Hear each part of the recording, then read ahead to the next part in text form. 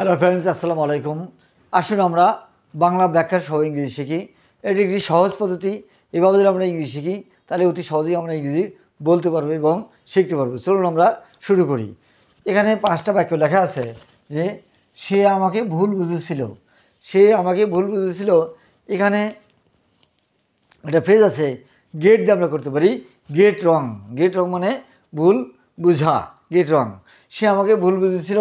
সে আমাকে ভুল বুঝেছিল। হ্যাঁ, সে আমাকে ভুল বুঝেছিল।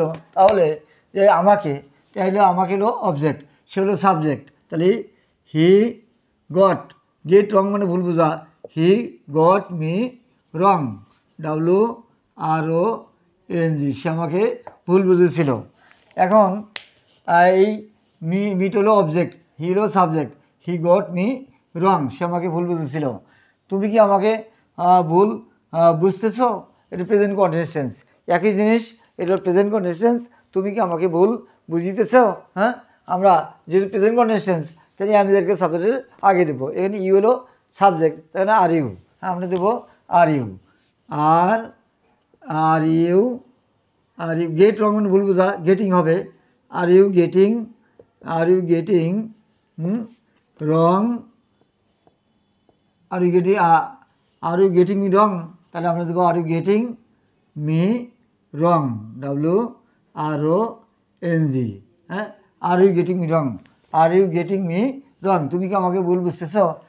নেক্সট, আমি তোমাকে ভুল বুঝিনি। এটা ওই একই কথা, বাকিটা পাস্ট টেন্সে করা আছে। অতীতকালের কথা বর্তমানে বলতেছে যে আমি তোমাকে ভুল বুঝিনি, তাহলে এটা পাস্ট টেন্সে করা আছে। I did not get you wrong. আমরা বলবো I didn't get you, I didn't get you wrong, WRONG। I did not get you wrong.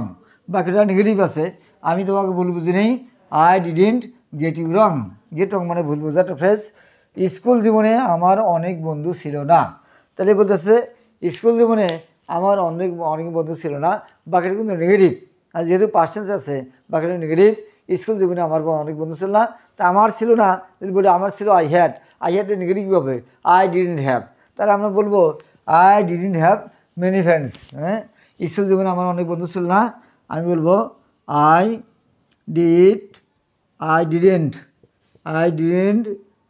Have many friends. এবার ইন দিয়েছে, ফ্রেন্ডস। হ্যাঁ, ইন মাই কি স্কুল লাইফ,